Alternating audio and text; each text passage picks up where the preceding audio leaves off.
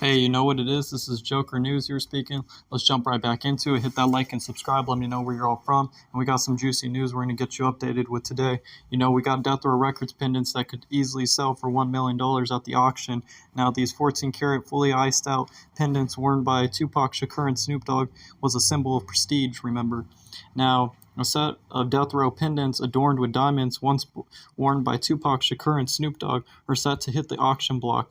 Now, Gotta Have Rock'n'Roll.com, the online auction site launched in 2008, devoted to rock and roll and pop art, now told TMZ Hip Hop that the co-signer got their hands on the latest round of rap memorabilia from Reggie Wright Jr.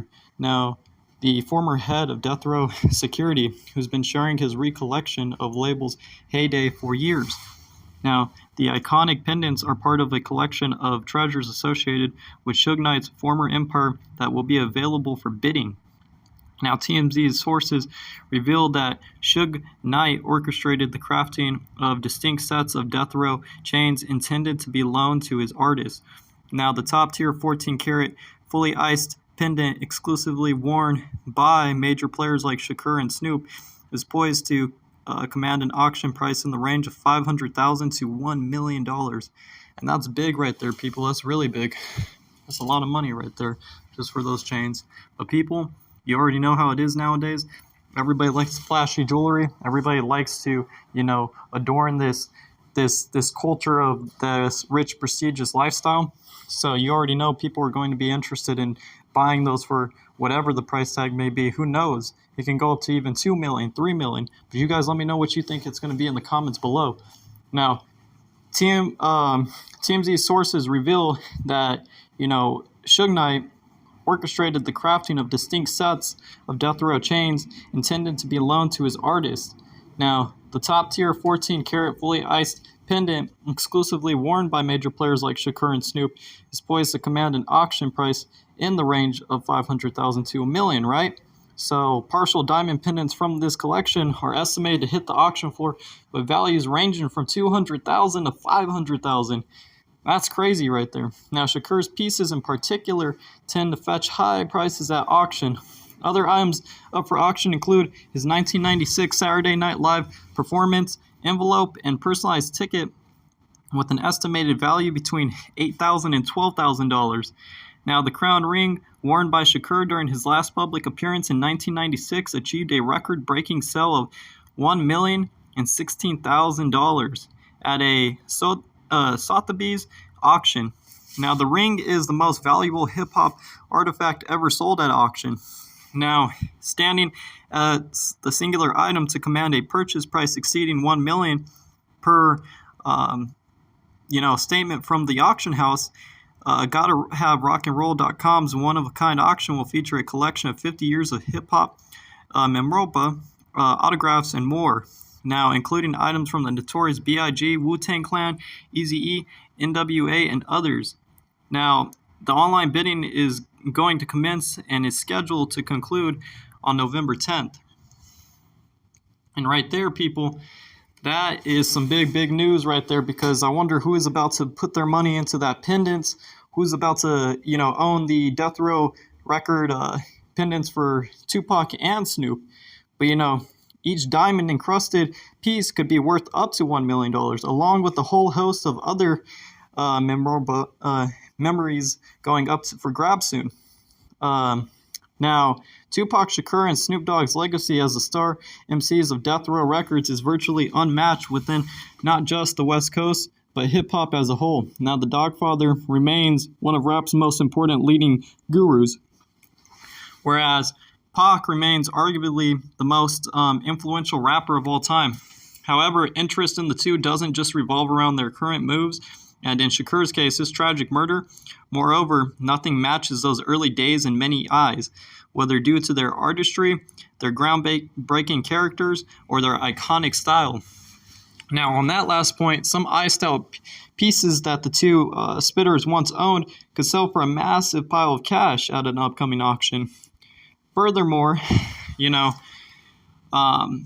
that they got their hands on Snoop Dogg and Tupac's diamonds-encrusted death row pendants, they will soon go up for auction along with many other items from the Sugeknight-fronted record label's heyday. Apparently, the outlet got them from Reggie Wright Jr., the Row's former head of security. From what these reports allege, Suge commissioned various chains for his artists to borrow and set aside these 14-karat fully iced pieces for Pac and Snoop. As such, hopeful buyers expect them to go from anywhere between $500K and to $1 million. And, as I was saying earlier, I wonder what it's going to be. I wonder if they're going to actually be paying, $2 million, $3 million. Who knows? It could even possibly go higher. And not only that, but a couple of partial diamond pendants will also be available. And folks think they could sell for any price point between $200K and $500K is what people think. Now, in terms of other items available, there's also Tupac's SNL from 1996, including a performance envelope and a personalized ticket. Those are expected to range from $8K to $12K and is part of an online bidding structure. It opened today, Thursday, October 26th, and will be closing on November 10th. Now, this is a part of the outlet celebration of rap's 50-year anniversary.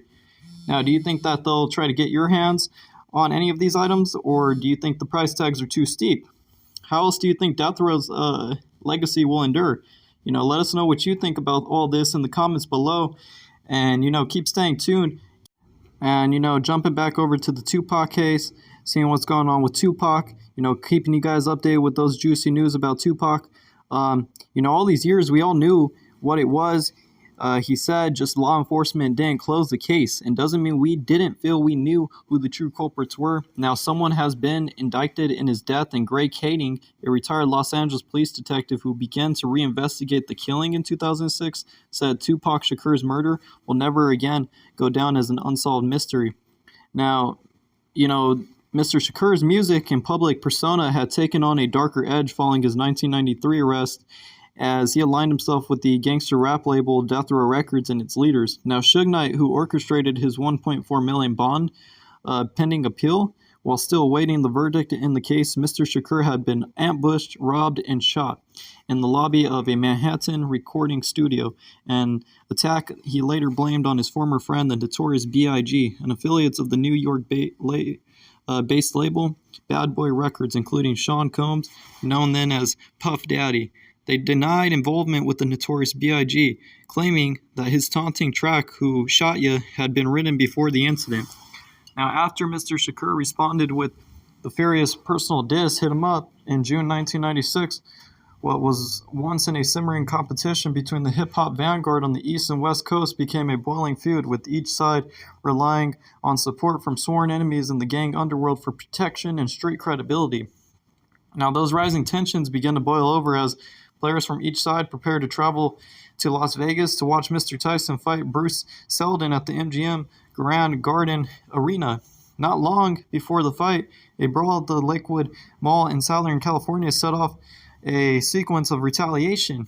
Now, Devontae Lee, who said he was an affiliate of Compton's Southside Crips, told the Las Vegas grand jury this summer that Mr. Davis, who called himself the five-star general of the local Crips set, had given a local football player $4,000 to shop for clothes before heading to college, and told other gang members to accompany him to the mall. Now, there's the group of young Crips collided with the Death Row affiliate group of Mob Peru. Now, Bloods that they're nearby rivals, resulting in a struggle over a Death Row chain. That's like taking somebody's crown, Mr. Lee testified. It means something. Within 24 hours, he added, a war had broken out locally. There was shootings everywhere, he said. And one of the participants in the mall fight, witness said, was Orlando Anderson, now a nephew of Mr. Davis, is known as Baby Lane. Now, that September, Mr. Anderson traveled to Las Vegas with his uncle and other Crips for a weekend of boxing, gambling, and revelry. Now, the heavyweight fight ended in less than 2 minutes with a first-round Tyson knockout. Now, some ticket holders hadn't even made it to their seats before it was over. But, these are all some recent news. I'm going to keep you guys updated. Hit that like and subscribe. Let me know where you're all from.